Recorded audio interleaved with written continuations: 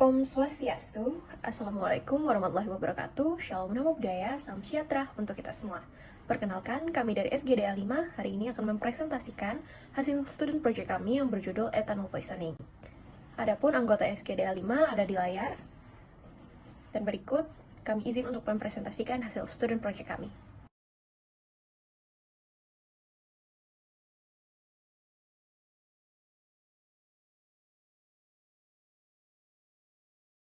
Perkenalkan, saya Cynthia Indah Pandango dengan NIM akhir 176. Kali ini akan menjelaskan terkait bab 1 pendahuluan. Yang pertama, latar belakang. Ethanol poisoning merupakan kondisi akibat konsumsi etanol yang berlebihan yang mengganggu fungsi organ dan sistem tubuh. Menurut data dari WHO, ethanol poisoning sudah menyebabkan 3 juta kematian.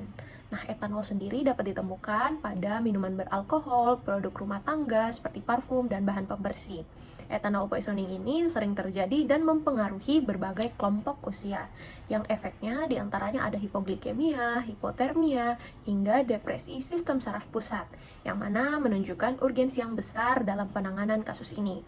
Walaupun menunjukkan urgensi yang besar, namun pengetahuan mengenai tanda-tanda awal dan pendekatan terapeutik yang optimal masih terbatas, yang akhirnya menunjukkan perlunya penelitian lebih lanjut terhadap ethanol poisoning ini. Untuk SGD kami sendiri mengambil 10 rumusan masalah yang sudah tertera di layar. Tujuan penulisan. Di sini kami memiliki tujuan umum dan tujuan khusus. Tujuan umumnya adalah penelitian ini bertujuan untuk memberikan pemahaman menyeluruh tentang keracunan etanol dengan mengeksplorasi hal yang ada pada tujuan khusus sehingga hasil penelitian ini dapat digunakan untuk meningkatkan penanganan klinis, mengurangi kejadian keracunan, serta meningkatkan kesadaran dan pengetahuan masyarakat tentang pencegahan keracunan etanol. Untuk tujuan khususnya ada 10, menjawab dari rumusan masalah. Manfaat penulisan. Di sini kami menyediakan 2 manfaat penulisan, yaitu bagi penulis dan juga bagi pembaca, dengan harapan penulisan student project ini dapat bermanfaat baik bagi siapapun yang membacanya. Sekian dari saya, hal-hal berikut akan dijelaskan oleh rekan saya. Terima kasih.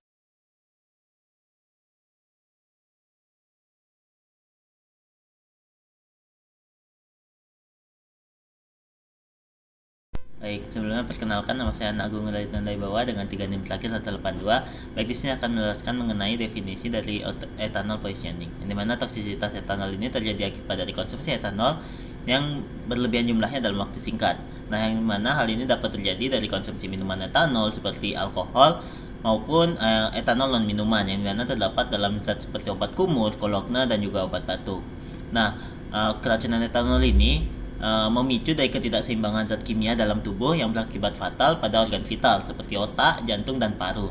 Nah, efek dari keracunan ini terjadi ketika sistem saraf pusat yang mengendalikan fungsi vital seperti pernafasan, detak jantung, dan juga pengaturan suhu tubuh terhambat akibat dari konsumsi alkohol yang berlebihan. Nah, biasanya alkohol ini sering terjadi pada remaja dan juga dewasa yang muda. Baik, mungkin sekian dari saya. Terima kasih.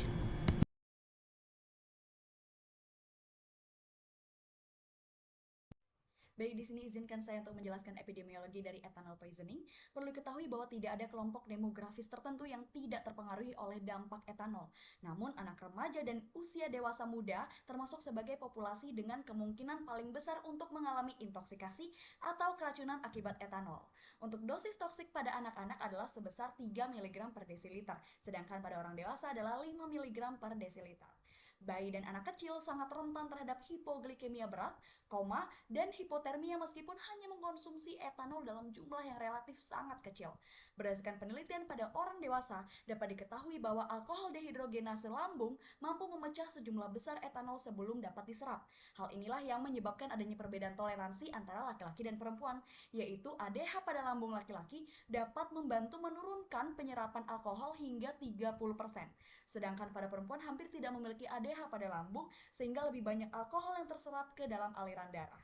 Perlu diketahui pula bahwa studi pada pasien dewasa menunjukkan toleransi yang lebih rendah pada pasien ras Asia. Ini kemungkinan akibat adanya perbedaan ekspresi gen ataupun aktivitas enzim ADH yang berbeda. Kemudian berdasarkan data dari WHO, dilaporkan bahwa penggunaan etanol mengakibatkan sekitar 3 juta kematian atau setara dengan 5,3% dari seluruh kematian di seluruh dunia, yang bahkan lebih banyak daripada tuberkulosis, HIV, ataupun diabetes. Sehingga untuk di Amerika Serikat sendiri kini menjadi urutan keempat penyebab kematian yang dapat dicegah.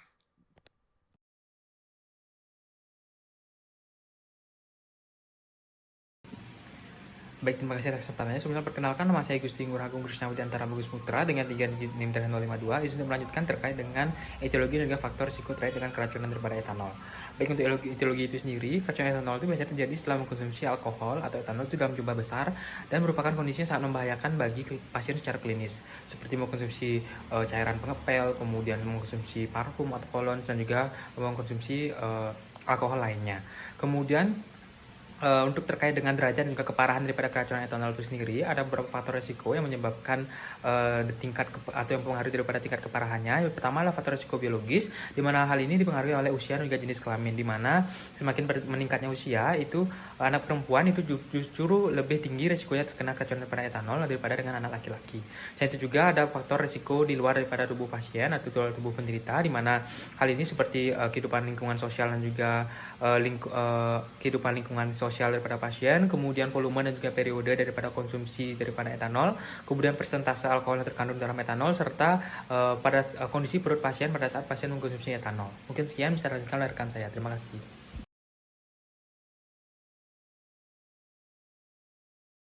Baik, perkenalkan nama saya Kak Intan Puspita Dewi dengan 3 digit yang terakhir 212.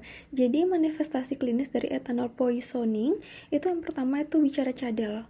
Lalu ada nixtamus, lalu ada perilaku tanpa hambatan, lalu ada inkoordinasi, gaya berjalan tidak stabil, gangguan memori, pingsan atau koma, hipotensi, dan juga takikardia.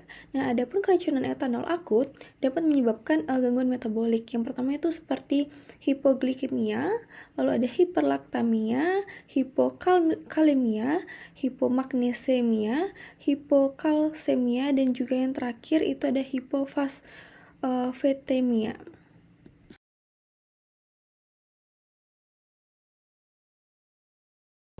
Baik, sebelumnya perkenalkan nama saya Niwan Julia Maharani Deodika dengan 3 digit NIM terakhir 244. Jadi di sini saya akan menjelaskan mengenai patofisiologi dari ethanol poisoning. Jadi etanol itu diserap melalui saluran pencernaan proksimal, di mana hati itu mengubahnya terutama menjadi asetaldehida melalui proses alkohol dehidrogenase. Sistem saraf perifer mengendalikan toksisitas akut dengan meningkatkan penghambatan dan mengurangi eksitasi. GABA berikatan dengan reseptor yang memungkinkan klorida itu masuk ke dalam sel dan menurunkan rangsangan seluler. Jika alkohol berikatan dengan reseptor GABA dengan kuat, itu akan mengaktifkan kaskade penghambatan yang menyebabkan efek sedasi, penurunan koordinasi, dan gangguan kognitif. Pasien dengan gangguan penggunaan alkohol ini akan mengalami peningkatan jumlah reseptor N-metil D-aspartat dan peningkatan sensitivitas reseptor ini terhadap glutamat. Karena peningkatan sensitivitas reseptor ini, pasien dengan gangguan penggunaan alkohol ini berisiko mengalami kejang dan halusinasi ketika alkohol ini dihentikan. Baik, sekian yang bisa saya sampaikan, selanjutnya akan lanjutkan oleh teman saya.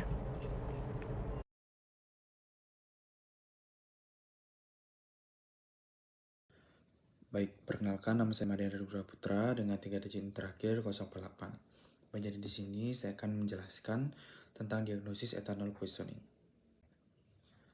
Baik, untuk mendiagnosis keracunan etanol itu bergantung pada kombinasi penilaian klinis, tes laboratorium, dan riwayat pasien. Secara klinis dilakukan pencarian dari kumpulan gejala yang menunjukkan keracunan alkohol akut, termasuk kebingungan, bicara tidak jelas, gangguan koordinasi, mual, muntah, dan berpotensi tidak sadarkan diri atau kejang pada kasus yang parah. Tanda-tanda vital seperti perubahan suhu tubuh, seperti hipotermia atau hipertermi, kemudian jadi tidak teratur, dan tekanan darah tidak normal, dapat lebih lanjut mengkonfirmasi keberadaan dan tingkat keparahan toksisitas etanol. Untuk pemeriksaan fisik seringkali itu menunjukkan bau alkohol penafas, tanda-tanda dehidrasi, dan terkadang bukti trauma atau cedera yang berhubungan dengan gangguan koordinasi atau terjatuh.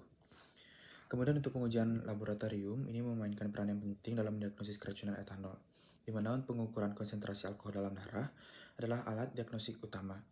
Dengan kadar yang biasanya itu melebihi batas legal untuk mengemudi, yaitu 0,08% di sebagian besar yurisdiksi, yang mengindikasikan adanya keracunan dari etanol. Dalam kasus yang parah, konsentrasi alkohol dalam darah dapat meningkat secara signifikan dan berkorelasi dengan tingkat keparahan, gejala, dan potensi komplikasi. Selain itu, Comprehensive Metabolic Panel atau CMP dapat menunjukkan ketidakseimbangan elektrolit seperti hipokalemi atau acidosis metabolik yang dapat terjadi karena dehidrasi dan efek metabolik alkohol. Untuk tes darah dan urin itu digunakan untuk memeriksa kadar alkohol dalam darah dan mengidentifikasi tanda-tanda keracunan lainnya, seperti gula darah yang rendah. Kemudian yang terakhir untuk riwayat pasien yang menyeluruh itu sangat penting untuk mendiagnosis dengan akurat dan penelaksanaan keracunan etanol, karena ini memberikan rincian yang penting tentang jumlah dan waktu konsumsi alkohol, konsumsi obat-obatan atau zat lain apapun, dan toleransi individu terhadap alkohol. Untuk memahami riwayat kesehatan masa lalu, termasuk kondisi mendasar yang dapat memperburuk efek alkohol, itu akan membantu dokter untuk menyesuaikan strategi pengobatan secara efektif. Selain itu, riwayat episode keracunan sebelumnya atau masalah medis terkait dapat memberikan pengetahuan mengenai faktor resiko pasien dan memandu tindakan pencegahannya. Baik, sekian dari saya, kemudian akan dilanjutkan oleh rekan saya. Terima kasih.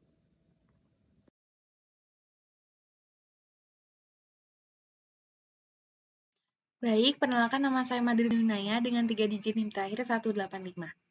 Di sini untuk diagnosis banding dari keracunan etanol, beberapa kondisi mungkin menyerupai atau ditutupi oleh perubahan status mental akibat keracunan alkohol akut. Yang pertama dari substansi tertentu, di sini ada intoksikasi alkohol jenis lain, lalu ada metanol, isopropil alkohol, obat psikoaktif, kokain, opiat, dan disulfiram. Lalu selanjutnya untuk dalam metabolik, di sini bisa jadi ensefalopati hepatik, hipoglikemia, kelainan elektrolit, hiponatremia, lalu ketoasidosis alkoholik, dan ketoasidosis diabetik. Lalu selanjutnya pada neurologi, bisa juga gejala penarikan alkohol, sindrom Brignac-Korsakoff, kecelakaan cerebrovaskular, gangguan kejang. Lalu untuk infeksi, kemungkinan saja bisa sepsis ataupun meningitis.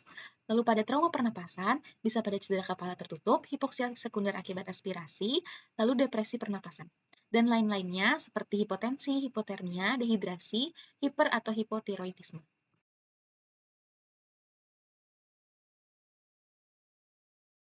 Baik, sebelumnya perkenalkan saya Kemas Prihatin dengan 3 digit nomor 043 izin menjelaskan tentang tata laksana ethanol poisoning. Nah, utamanya itu prinsipnya adalah pemberian supporting terapi dari airway, monitoring kadar metabolisme tubuh, dan juga perubahan status mental pasien. Yang pertama itu kadar glukosa serum. Nah, umumnya pada pasien ethanol poisoning itu sebagai kompensasi untuk mengeluarkan kadar etanol dalam tubuh, maka hati itu akan menekan kadar glukosa sehingga ada penurunan kadar glukosa. Yang kedua adalah monitoring metabolisme tubuh. Ini dilakukan di ruangan perawatan intensif dengan mengandalkan metabolisme tubuh dalam mengatur kadar etanol dalam tubuh. Bisa dibantu dengan pemberian vitamin B1 atau tianin dan juga pemberian obat penenang seperti haloperidol, droperidol. Nah, perlu diperhatikan karena ada kemungkinan pasien mengalami hipoglikemia. Dan terakhir yaitu dengan hemodialisis. Hemodialisis akan membantu mengeluarkan etanol dari dalam tubuh. Ini juga akan mempersingkat durasi koma, juga akan mencegah komplikasi lebih lanjut. Baik, mungkin sekian dari saya, akan dilanjutkan oleh rekan saya. Terima kasih.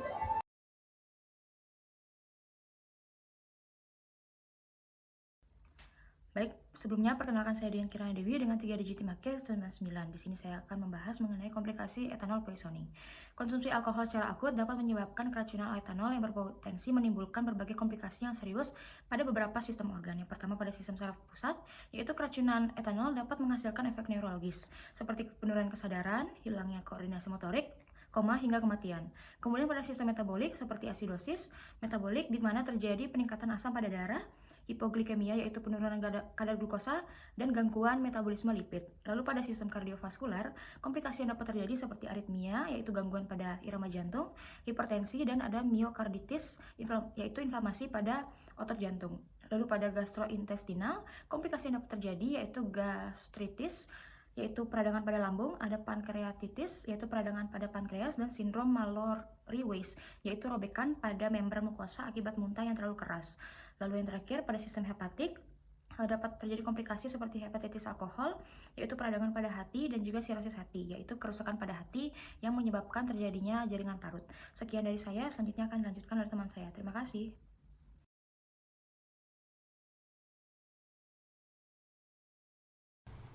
Perkenalkan, saya Indri Kerselia Tekai dengan 3 digit NIM terakhir 058.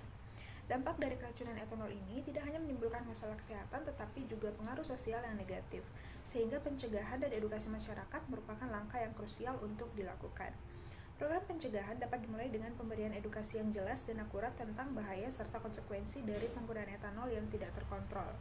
Informasi dapat disampaikan melalui kampanye penyuluhan dan juga pendidikan publik. Selanjutnya dengan cara menciptakan lingkungan sosial yang mendukung gaya hidup sehat tanpa alkohol. Misalnya dengan mempromosikan alternatif rekreasi dan kegiatan sosial yang tidak berpusat pada alkohol, seperti olahraga, seni, dan eksplorasi terkait bakat tertentu yang dimiliki.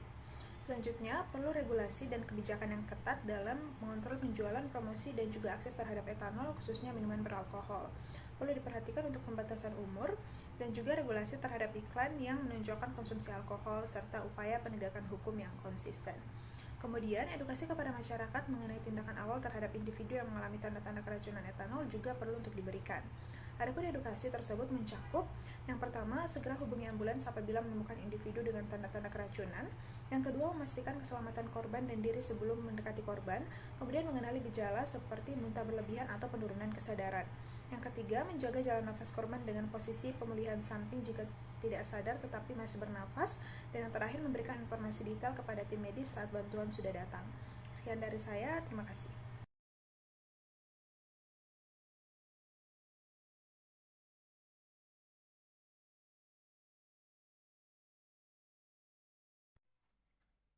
Baik, sebelumnya perkenalkan saya Menarisa Simanjuntak dengan NIM 21025-11013. Sejen untuk menjelaskan mengenai bab 3 penutup, dimulai dari kesimpulan.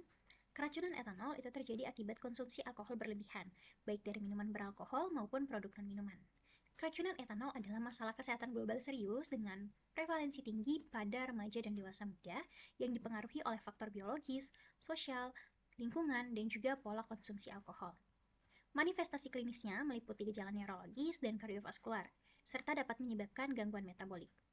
Keracunan etanol melibatkan penyerapan melalui saluran pencernaan dan metabolisme di hati menjadi asetaldehida, dengan efek neurologis akibat defisiensi tiamin, penurunan sintesis GABA, ketidakseimbangan elektrolit, peningkatan reseptor GABA pada penggunaan jangka panjang, dan penghambatan glutamat yang dapat menyebabkan kejang dan halusinasi saat penghentian alkohol.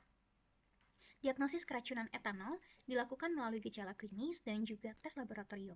Diagnosis bandingnya yakni kondisi seperti keracunan zat lain, perubahan metabolisme, dan penyebab neurologis depresi pernapasan, serta penyebab lainnya. Penata laksanaan keracunan etanol itu meliputi perlindungan jalan nafas, pemberian cairan intravena, pemantauan glukosa, dan kondisi metabolisme, serta pemberian vitamin B1 dan obat penenang, serta hemodialisis untuk kasus parah. Komplikasi serius seperti depresi pernafasan dan kerusakan ginjal akut itu juga dapat terjadi. Edukasi masyarakat tentang bahaya alkohol dan promosi gaya hidup sehat tanpa alkohol itu juga sangat penting, terutama bagi remaja dan juga dewasa muda. Baik, saya izin untuk melanjutkan mengenai saran. Pertama, bagi pembaca. Di sini penulis berharap pembaca dapat memahami dan menelaah isi dari kajian ini. Pemahaman mendalam mengenai ethanol poisoning diharapkan dapat memberikan kontribusi dalam pencegahan dan penanganan terhadap ethanol poisoning.